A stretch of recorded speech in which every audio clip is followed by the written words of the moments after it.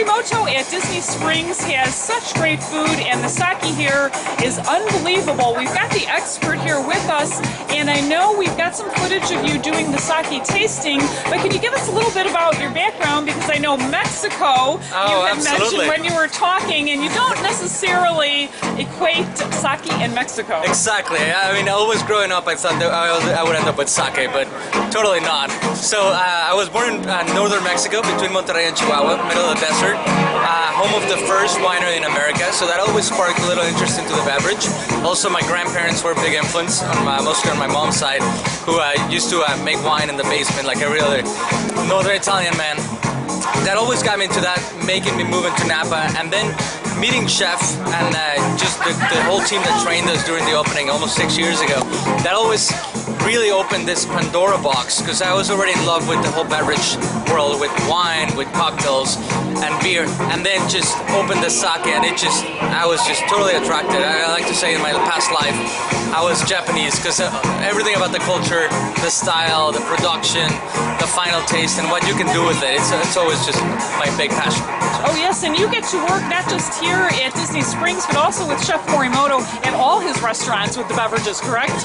That is correct. I'm very lucky. I get to be the right hand and work with all the programs and set them up, and education for the staff, and put the list together, and everything that encompasses all the beverage world, and put an emphasis on sake.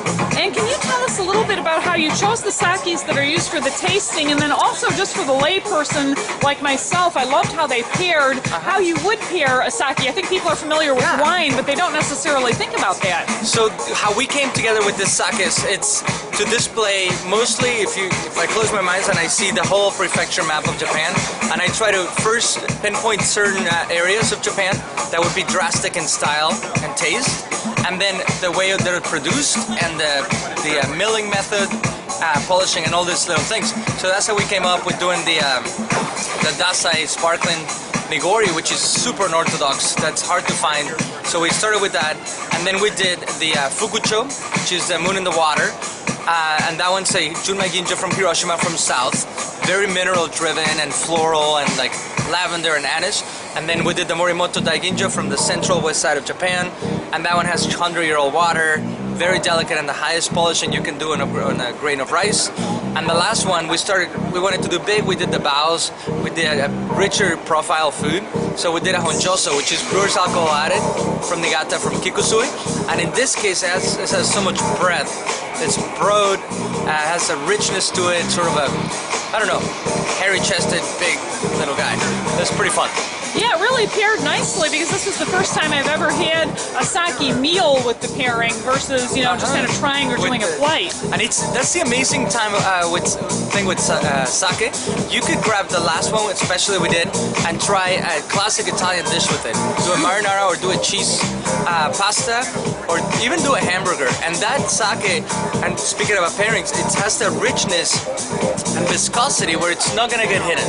Now, the thing to keep in mind always about sake is you have such a varied style with, for instance, with wine. You have a red wine as opposed to a white. Such a night and day, right? You have tannins, you have all this richness, structure, acid.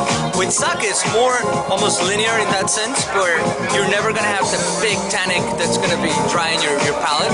But the thing, rather than that, to look for is you don't want to overpower a very delicate, exciting sake with a spicy or rich dish.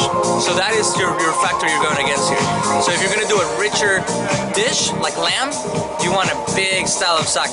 If you grab Chef Morimoto's Daiginjo, it's just going to eat it away. And it's like, there's no marriage in between the food and the pairing. Well, thank you so much for sharing your expertise. It was a wonderful evening, and I urge everybody to come out to Morimoto. The food is always wonderful. Sake tastings, you're sure to have a good time.